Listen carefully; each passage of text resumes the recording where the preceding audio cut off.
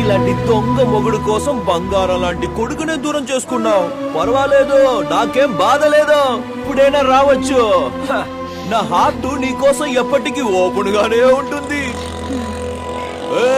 మన ఏరియాలో ఉన్న డోలు డప్పు అన్ని తీసుకుని రండి రా, అన్నకు డాన్స్ చేయాలంది.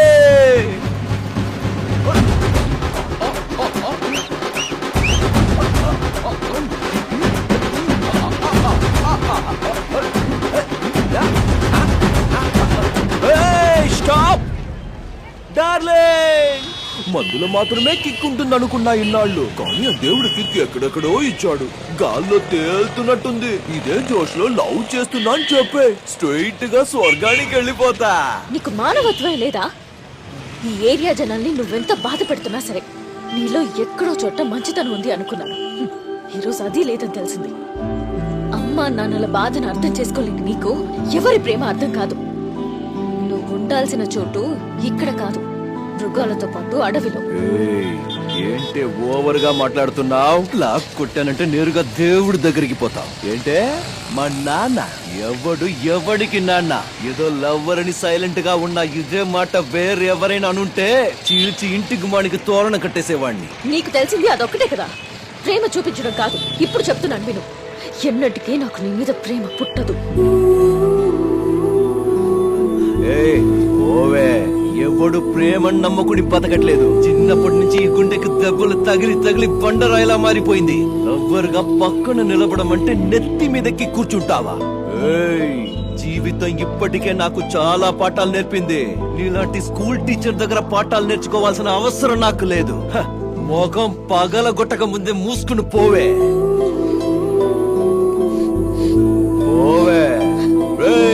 వైరా మామద్దరు, నేను ఎలా డాన్స్ చేస్తానో చూడు.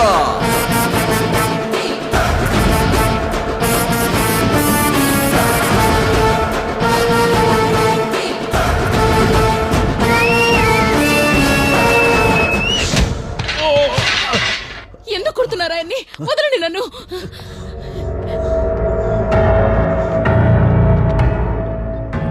నా గురించి ఏమనుకుంటున్నావురా? ఆఫ్టర్ ఆల్ గవర్నమెంట్ సర్వెంట్ నువ్వు. సూటు బొట్టు వేసుకుని కార్లో వచ్చాడు. రూల్స్ గిల్సు అంటే మోసుకొని వెళ్ళిపోతాడనుకుంటున్నావా? పక్కా కార్పొరేషన్ లోకల్ నా కొడుకు. నేను కార్పొరేట్ స్టైల్లో సూటు వేసుకున్నానంతే.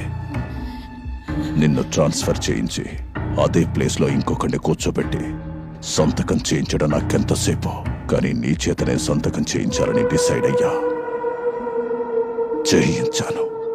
ఎలా చేశానని ఆలోచిస్తున్నావా?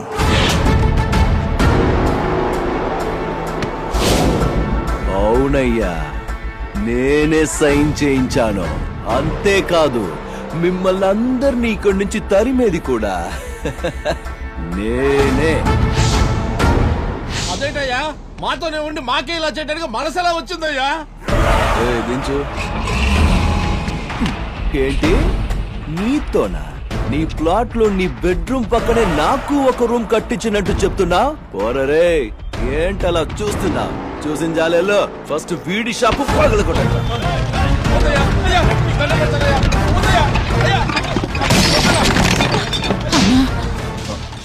ఏం చెల్లి? నిండు చూడాలని ఇప్పుడు ఖాళీ చేయమంటే ఎక్కడికని వెళ్ళాలన్నా? ఎక్కడికైనా వెళ్ళు చెల్లమ్మా. నీ బిడ్డ ఈ జనం మధ్య ఈ దరిద్రమైన ఏరియాలో పుట్టాలని నువ్వే చెప్పు. వెళ్ళమ్మా, వెళ్ళు. నువ్వు మా కుటుంబంలో ఒకటి వరకుని నీకోసం ఎంతో చేశాం కదరా. ఏమేం చేశారో కాస్త చెప్పమ్మా. ఏళ్ళది గొప్ప లాడ్ లబక్దాస్ ఫ్యామిలీ, మరి నా కోసం ఏదో చేసేశారంట. వెళ్ళు వెళ్ళు ముసలోడా, పోయా. ఇప్పుడే ఆ ఏరియా జనాన్ని నీ కొడుకు చేతనే ఖాళీ చేస్తాను. చూస్తావా? ఏంటి చూస్తున్నారు? ఖాళీ చేసి వెళ్ళిపోవాలంతే. వాడు పోలీసులతో తరిమేస్తానన్నాడు. రిక్వెస్ట్ చేసి నేనే ఖాళీ చేసి పంపిస్తానని టైం తీసుకున్నాను. నాది కూడా జాలిగుండేనమ్మా. వాడికి జాలి లేదు. చూడు, రేపు ఆశ్రమం వాడు పెట్టిన కేసు హియరింగ్ అన్ని డాక్యుమెంట్స్ లీగల్ గా ఉన్నాయని నువ్వే వచ్చి సాక్ష్యం చెప్పాలి. నీకు 10 నిమిషాలు టైం ఇస్తున్నా. ఏం నిర్ణయించుకున్నారు అందరూ? ప్రాణాలతో ఉంటే ఎక్కడికైనా వెళ్ళి బతకొచ్చు. ఆలోచించండి అయ్యా మావా. చెప్పరా వీళ్ళకి నా మనసు అర్థం చేసుకోవట్లేదు. రేయ్, మీరేంట్రా చూస్తున్నారు? ధ్వంసం చెయ్యండి.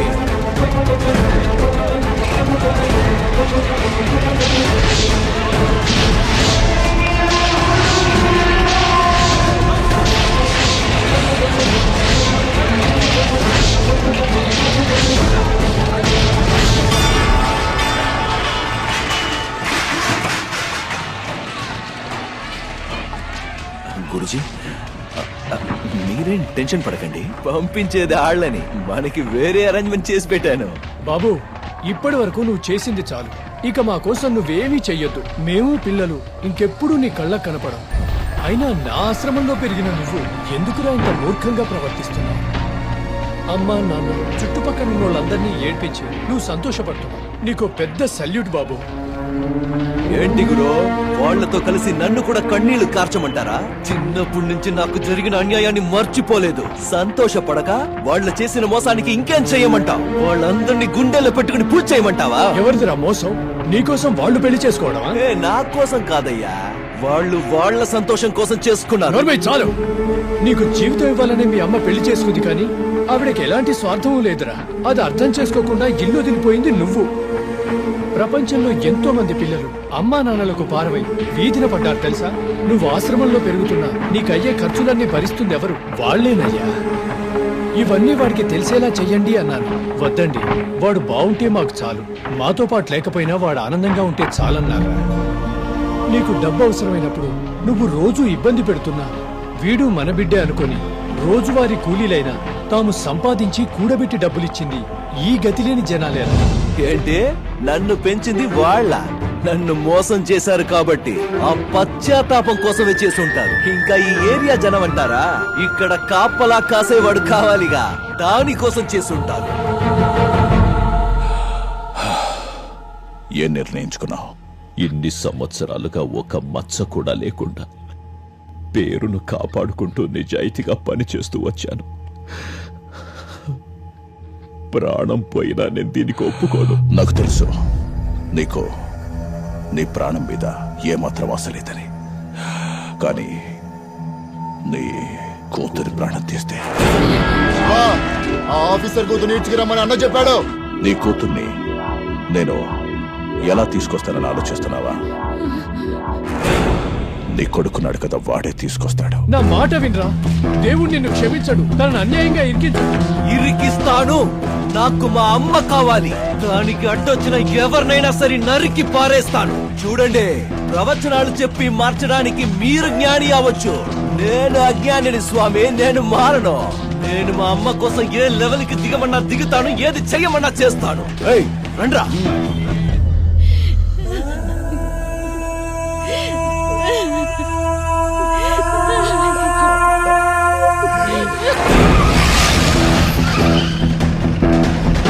మీ అందరికీ వాడి మీద ఉన్నంత ప్రేమ వాడికి మీ మీద లేదు.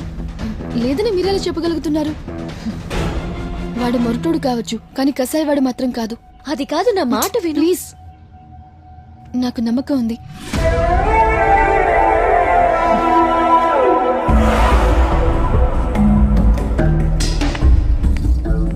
ఏయ్, ఏంటే అంతా చెప్పేశావా? ఎస్కేప్ అయిపోతుందా తను? నువ్వెంత చెప్పినా తనని ఎలా తీసుకుపోవాలో నాకు బాగా తెలుసు. ఇక్కడే నుంచుని చూడు. చిన్నప్పటి నుంచి నేను ఎదురు చూసింది ఈ రోజు కోసమే. వాడిని జైలుకి పంపించాను. ఇప్పుడు తనని తీసుకెళ్లి వాడి దగ్గరే వదిలేస్తాను. ఇప్పుడు మా అమ్మకి ఎవరే దిక్కు? నేనొక్కడ్నే. ముందు జరగబోయేది కూడా అదేనే.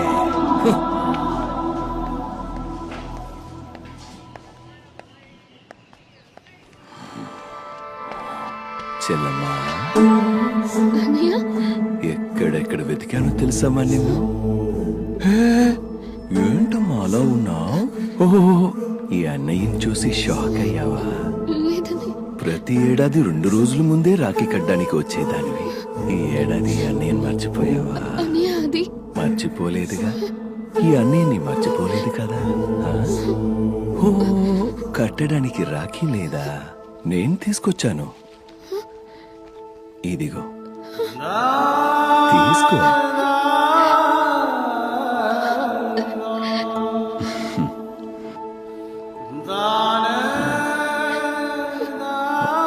ఆలోచిస్తున్నావమ్మా? కట్టు.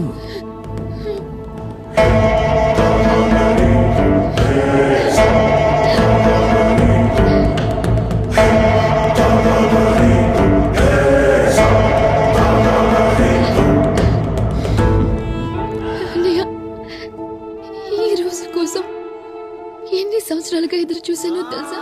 సంతోషంగా ఉందమ్మా, సంతోషంగా ఉంది. చెల్లి రాఖీ కడితే అన్నయ్య ఆ చెల్లెలికి గిఫ్ట్ ఇవ్వడం అనేది మన సంప్రదాయం అమ్మా.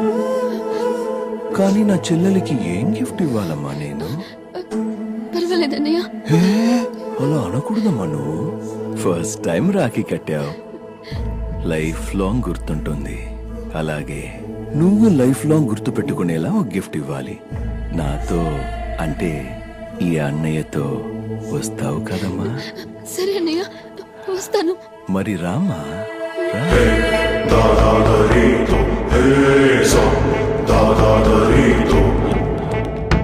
ఏమైందమ్మా? వీళ్ళందరినీ చూస్తుంటే భయం వేస్తుందా? నాకెందుకన్నయ్య భయం? నువ్వున్నావుగా.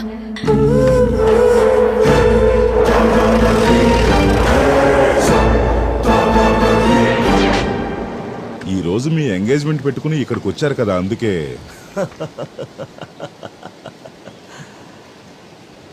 మీ అందరికీ ఒక స్పెషల్ ట్రీట్ ఇద్దామని వచ్చాను.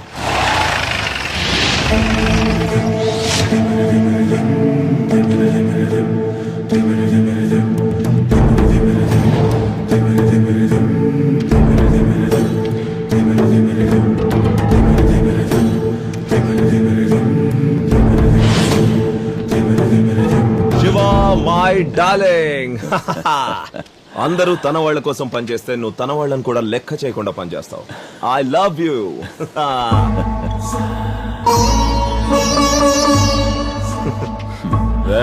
తీసుకురండి రా.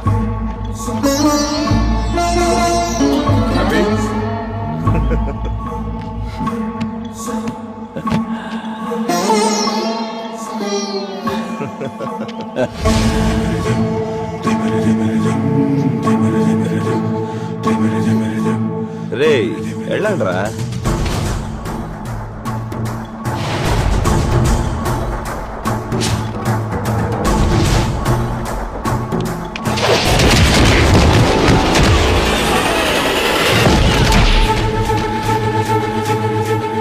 ఇంకా చెయ్యాల్సిన పని చాలా ఉంది. ఎవడైనా ముందుకొచ్చాడో నరుకుతా. రే శివ, ఎవరడ్డాకొచ్చి ఏం మాట్లాడుతున్నావు? నేను కొట్టాలని డిజైర్ అయిపోయానంటే అడ్డా ఎవడిదైతే ఏంటి? అడ్డంగా ఎవడొచ్చినా సరే తొక్కేసి కాలు మీద కాలేసుకుని మీసం తిప్పుతా. ఏంట్రా టోనే చేంజ్ అయింది? ఒక టోన్ మాత్రమే కాదురా, అక్కడ కూర్చునుంది కదా, తను నా ఎంటైర్ క్యారెక్టర్ నే మార్చేసింది. హ, నేనెంత ఇడియట్ లోఫర్ పాపిని వర్స్ట్ నా కొడుకునంటే నన్ను కాళ్ళకేసుకున్న చెప్పులు వదిలే చోట కూడా కూర్చోపెట్టకూడదు. అలాంటిది నా కాళ్ల మీద పడి ఏమందో తెలుసా? ఆశీర్వదించన్నయ్యా అంది.